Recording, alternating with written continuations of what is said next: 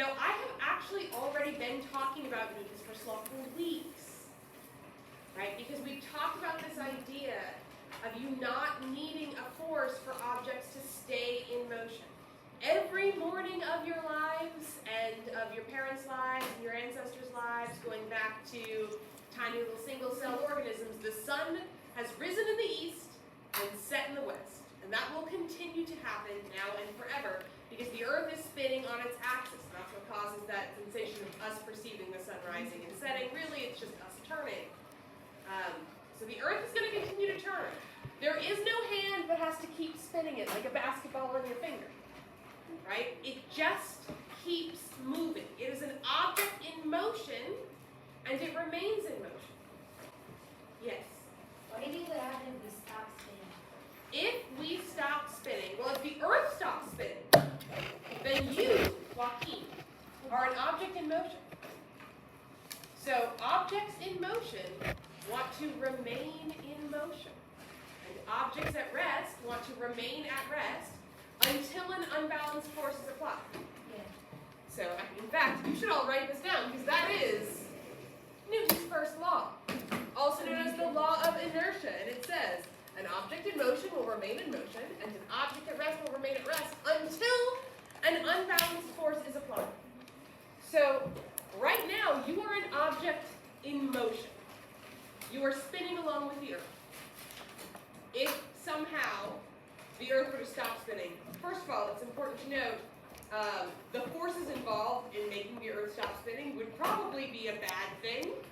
Like, you would likely have some sort of other calamity to deal with. But if the Earth were to magically stop spinning, you would still be an object in motion, and you would be immediately flung off into space. Objects in motion remain in motion, and objects at rest remain at rest, until an unbalanced force is applied. The first thing I want to make clear about this as an idea is that objects in motion and objects at rest aren't really different. It's the same darn thing. Because velocity is all relative, right? You right now, Joaquin, you're at 0 meters per second sitting stationary relative to the Earth, or 1,000 miles an hour relative to the Earth's axis.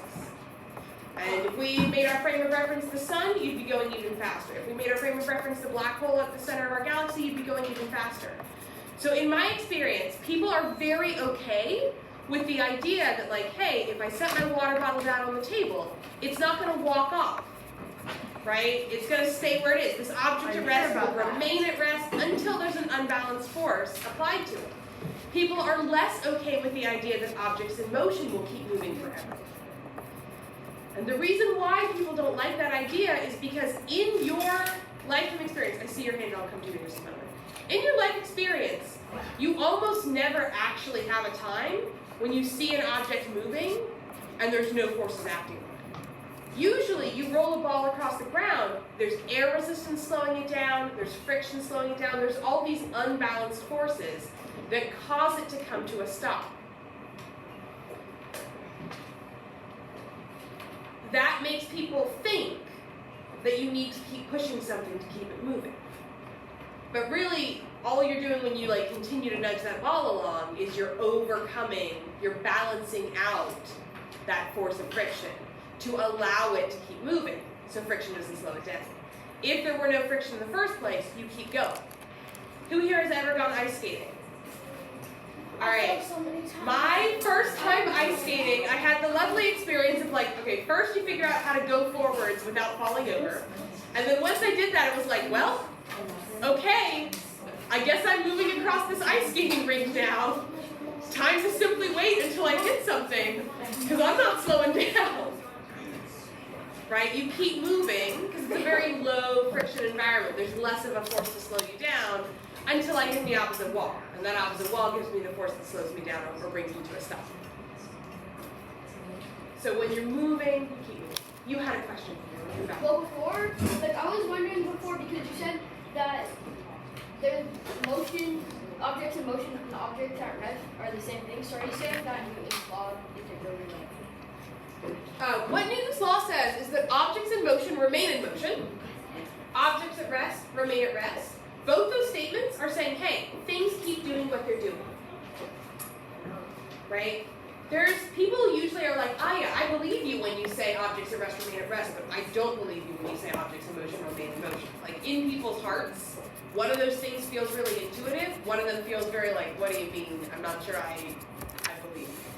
And the thing you have to remember is that it is equally true for me to describe you right now as being 0 meters per second, as being an object at rest, as it is for me to say, hey, you're actually going 1,000 miles an hour. Both of those statements are equally true. So this law that says that regardless of whether you're an object in motion or regardless of whether you're an object at rest, you keep doing what you're doing. That's true because there's no difference between being an object in motion and being an object at rest. Okay? I could rewrite this law by saying objects need an unbalanced force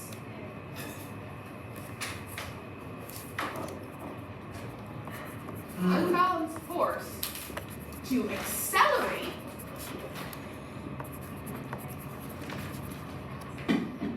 but not to move.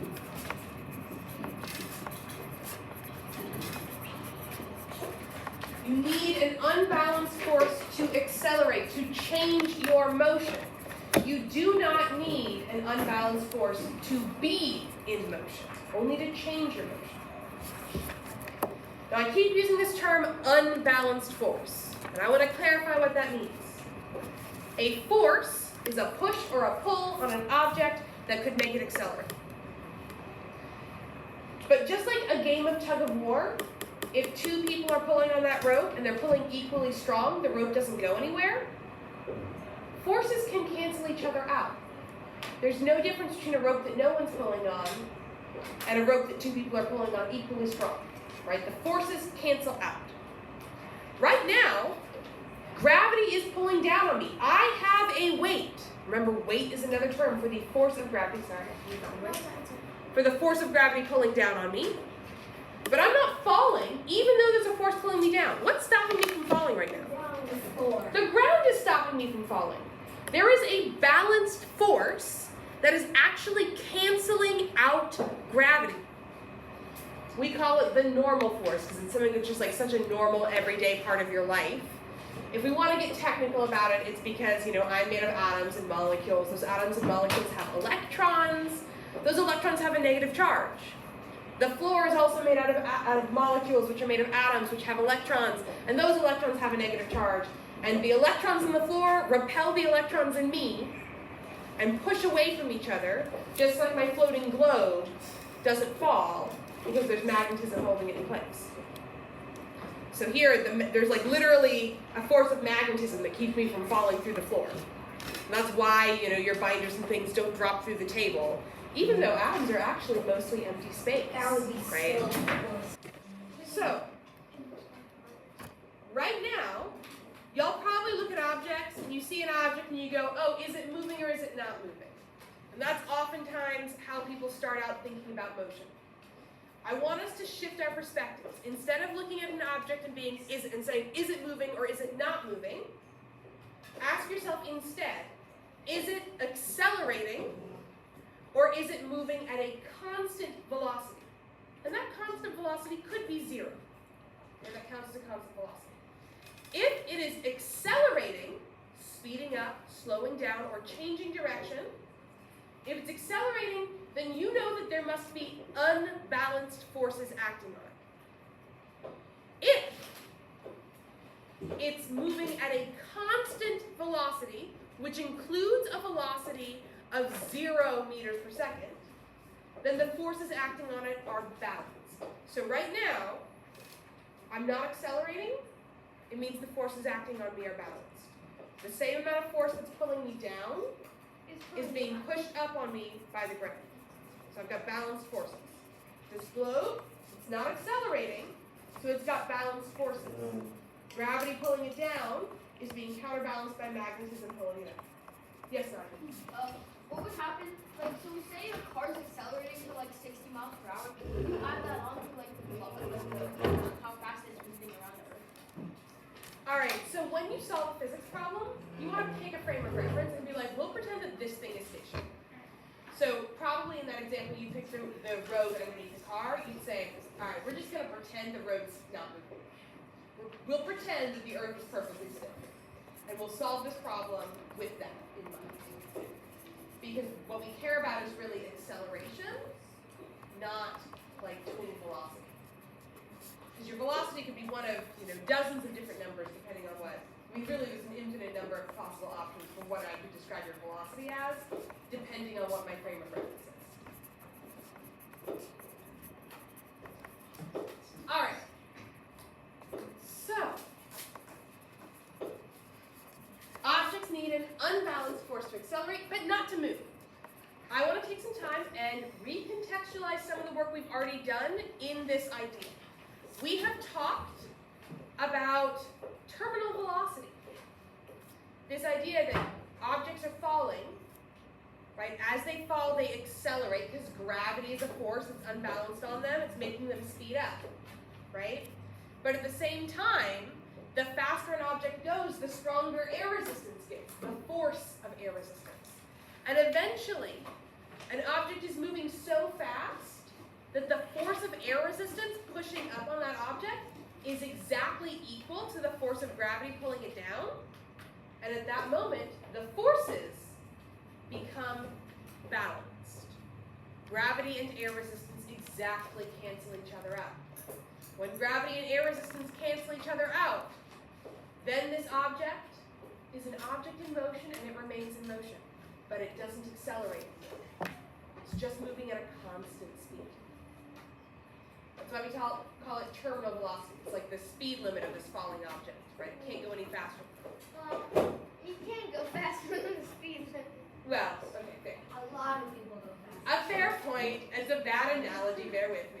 It's Newton's first law is called the law of inertia.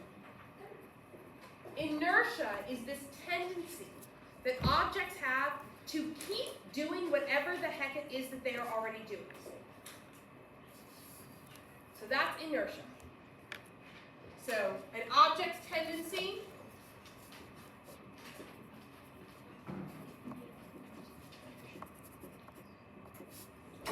to resist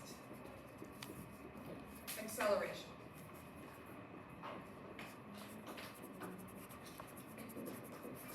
That is inertia.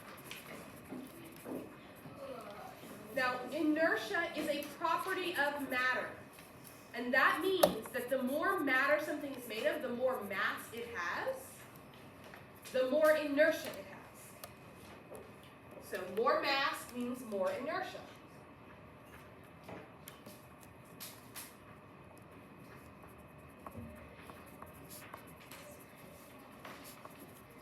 Do y'all remember the problem on the free fall tower plastic? Where you had the watermelon and it was dropping and it had a parachute, and you had a ping pong ball and it was dropping and it had a parachute? Yeah. And the parachute could really immediately slow down that ping pong ball, but it had a much harder time slowing down the watermelon? Yeah, because the Watermelon watermelon reached reached its its terminal velocity much faster. The watermelon did, so it is true the watermelon reaches its terminal velocity faster. But the question is really like, when we open a parachute, you might have an object at terminal velocity. When you open its parachute, you increase the air resistance. So the forces aren't balanced anymore. So once we open that parachute, we're not going to be at terminal velocity anymore, right? And the thing is, the ping pong ball found a new terminal velocity almost immediately. It slowed down to the terminal velocity of the parachute pretty fast. But the watermelon didn't slow down nearly as effectively. And the reason why is because the watermelon has more inertia. It's harder for that force of air resistance to slow down the watermelon than it is for it to slow down the ping pong ball. So we already know this whole idea of it's not actually gravity that makes objects fall faster or slower, it's air resistance, right? You can remember my book and my piece of paper actually fall at the same rate, even though this is way lighter than this is, right? If I remove air resistance from the equation, and they both fall. I do like to wake you up every once velocity. Wait, Hannah. Does every object on Earth have different terminal velocity? Not only does every object have a different terminal velocity, but like depending on how you orient yourself, you're gonna have a different terminal velocity. You in a swan dive is gonna have a much higher terminal velocity than you like spread out like a flying squirrel. Yeah. It's all about like how much air is hitting you, what your top terminal velocity